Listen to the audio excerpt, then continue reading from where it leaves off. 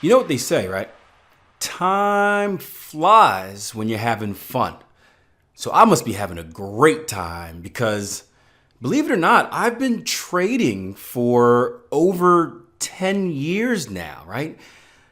I don't know how, but that topic came up in a live room. I think we were talking about experience in the market. That's what it was. We were looking at a trading opportunity in the live room. And the live room is a live trading room that I do each and every day with a community of traders where I share with them my live trading. And, it's a place where we can come, we can have funny conversations and also make some profit at the same time, which is good. And we were talking about a Fibonacci inversion trade. And essentially I was explaining it as a fake out, right? It's a time in the market where price makes it seem like one thing is going to happen, and then before you know it, boom, the exact opposite happens, and a lot of traders are left very unhappy. That's typically the name of the game to begin with, right? Smart money fakes you out into thinking one thing, and as soon as you go left, they go right, and boom, one side makes money, one side doesn't. And a trader asked me, one of our most hungriest traders. This guy asks a lot of questions, and I love it. A young guy, and he's a sponge. He's taking advantage of this opportunity with me. And he said, "Well, what do you mean by fake out?" And I was like, "What? What?" I didn't really have a definition for fake out. And most of the things that we teach, we try to define them because I believe in rules-based trading. And I said, well, it's just a term. It's not a strategy. It's not a set thing that could be defined. It's an instance where the market does one thing and then it really does another thing. And it's something that I picked up because of my experience in the market. And that's how we got on the subject of having 10 years experience. And I reflect on that a little bit, and I always wonder what has changed what. And what I mean by that is I've grown a lot over the years, both in trading and both outside of trading. And a lot of that is due to me kind of changing my outlook on life, being deliberate about my success, focusing more on the positive and less on the negative, and really following a philosophy called the Kaizen philosophy. That is a Japanese philosophy that stands for continuous improvement, meaning that, yes, you want to achieve the big, massive goal at the end.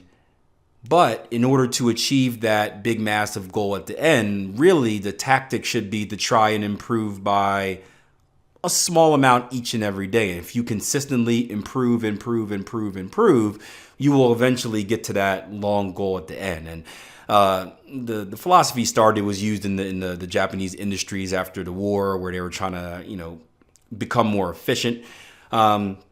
But it's something that really turned my life around, where I now focus on not necessarily the big goals, but I understand that if I do the right things, if I try to get little wins throughout the day, little improvements, that before you know it, those big goals are achieved. And it's a lot less depressing that way. I mean, when we think about a big goal, right? If you tell yourself, I want to go from this step to this big, massive step, each and every day, when you look at that goal and it's so far away, it could be a little bit defeating, right?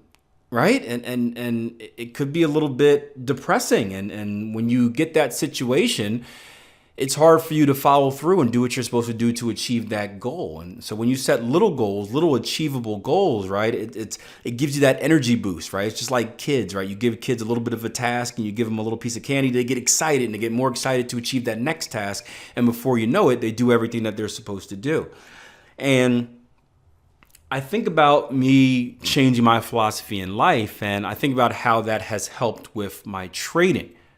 Especially on the psychological side of things. But I also think about, and I wonder if my trading has also influenced my life. The patience that I have in trading, the discipline that I have in trading, were those really traits that I had before as a person, or were those traits that got developed during trading or for trading and spilled over to my life? And I don't know if I'll ever know the answer, and it's probably a combination of both, obviously, but it's an interesting thought. And I recommend you guys reflect on that as you get deeper into your trading careers. But I bring that up because I had an example today where I was supposed to go for a run, right? You guys know I'm a workout freak, right? I like physical fitness. I'm a former athlete, so I always want to stay competitive. I don't really know what I'm training for at this moment, right? I've done a lot of things. I've done marathons, I've done triathlons, I've done almost every sport you can think of. I don't know what I'm training for now, but I say I'm just training to be ready. So whenever something comes up, right, I'm easily influenced. So when one of my friends says, "Hey, Akil, you won't do this," I can just like rip off my shirt and have my athletic gear on already and say, "Let's go, let's do it," right? That's kind of how I want to be. I want to be ready and willing at all times to tackle any task.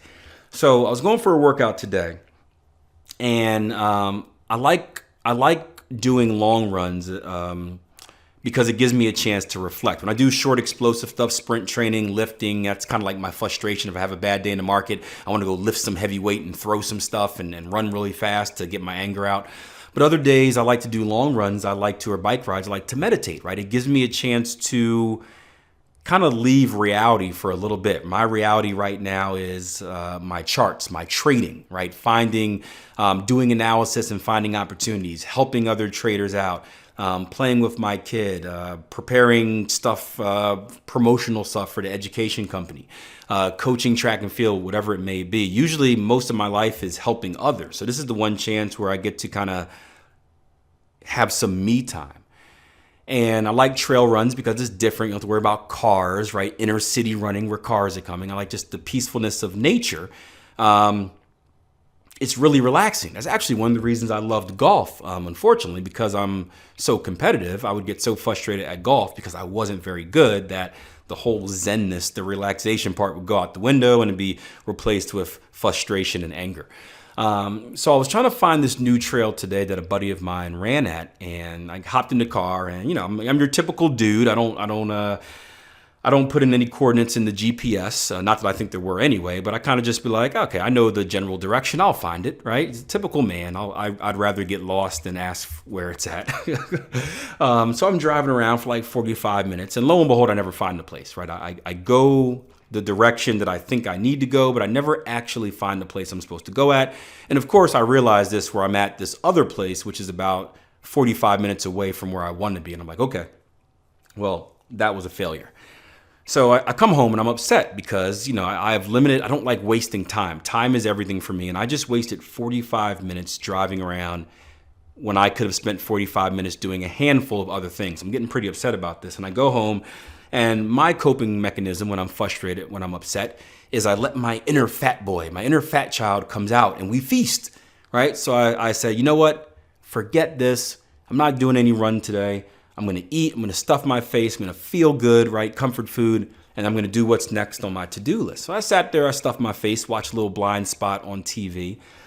And I went back to the charts. I loaded up our tier 1 trading chat, talked to a few of our community members, and started doing my afternoon analysis because it was my day to provide a trading edge video. That's a video that we do each and every day for our clients, kind of telling them what's on our radar, what to expect for the day ahead.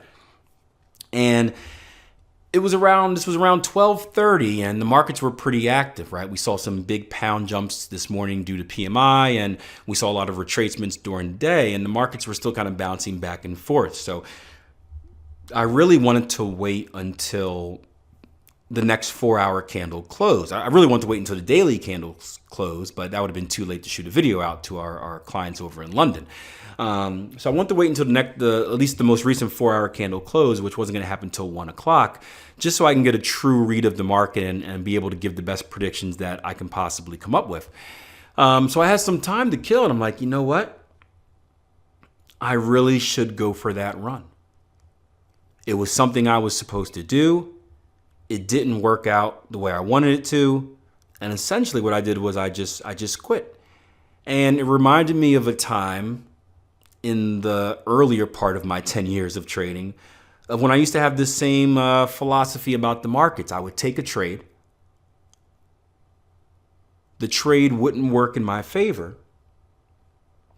And instead of continuing to trade and taking the next good opportunity, I would just stop for the day. I would get so upset, so frustrated that I would just say, you know what, I'm not going to trade anymore because of that prior experience.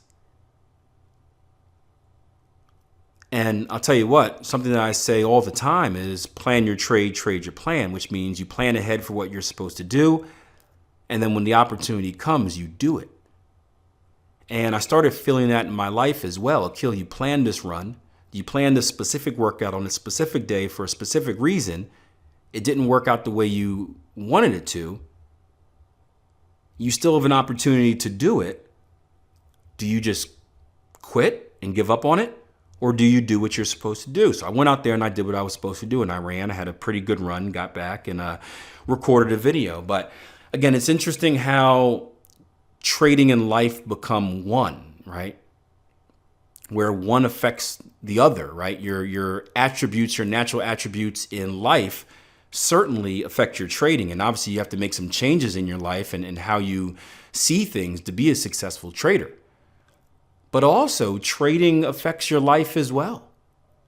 The discipline needed to watch the markets each and every day and wait for the right opportunity, that can help you with patience, right? Patience with your significant other, patience with your kid, patience with your boss at your full-time job,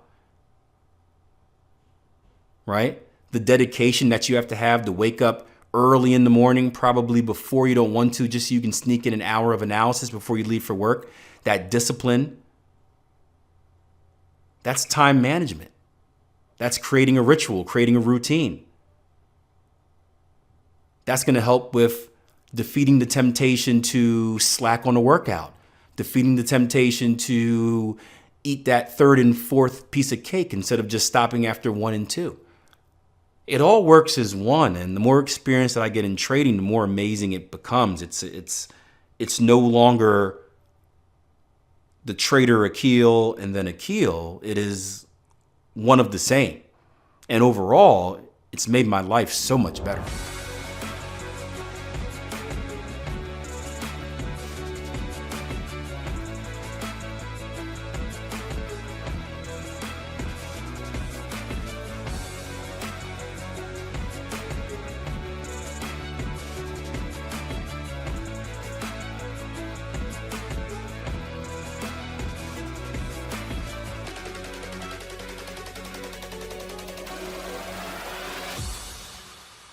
Hey guys, Akil here. First and foremost, I appreciate you taking the time out of your day to listen to today's podcast episode. Hopefully it was helpful, whether it was inspirational, motivational, or just made you think about yourself a little bit, do a little self-reflection.